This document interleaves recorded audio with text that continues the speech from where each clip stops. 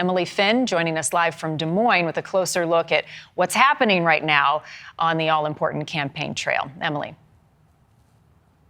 Well, that's right, Marnie. The DeSantis campaign certainly hasn't been wasting any time. They hit the ground running here in the Hawkeye State right after our NewsNation GOP primary debate, and they have a full schedule of events over the next couple of days. Today, they're going to be in Des Moines. Yesterday, they were in Council Bluffs and Cedar Rapids, all efforts to try to appeal to voters in the final stretch leading up to the Iowa caucuses. DeSantis has been touching on a wide range of key topics at these events, and his message does appear to be resonating with Iowa voters. He said if elected, the very first thing that he would do as president, his number one priority, is to secure the border. And how does he want to do this? Well, he wants to use the U.S. military to eliminate Mexican drug cartels. We're going to declare the border to be a national emergency on day one. We're going to send military. We're going to stop the invasion. We're going to send the people back who came illegally, and we're going to hold the Mexican drug cartels accountable.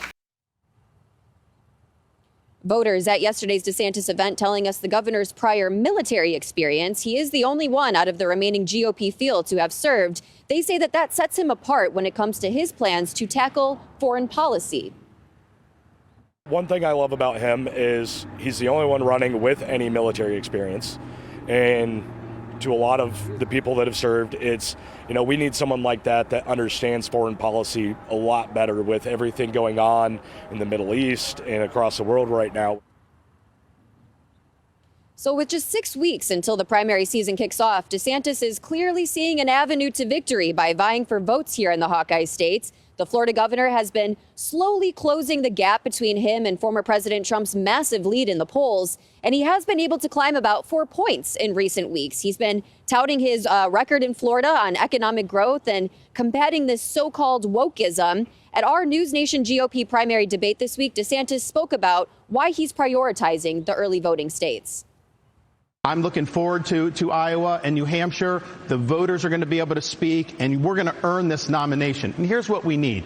I am sick of Republicans who are not willing to stand up and fight back against what the left is doing to this country. You've got to be willing to stand strong, and you've got to be willing to beat these people. I'm the only one running for president that has beaten these people on issue after issue.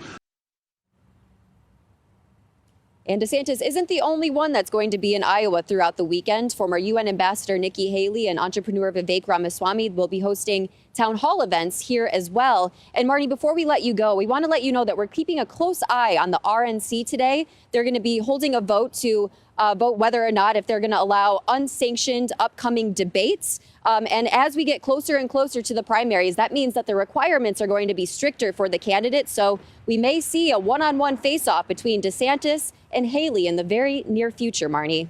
Something both of those camps would like to see. All right, Emily, thank you. We'll be watching that. Also, in case you missed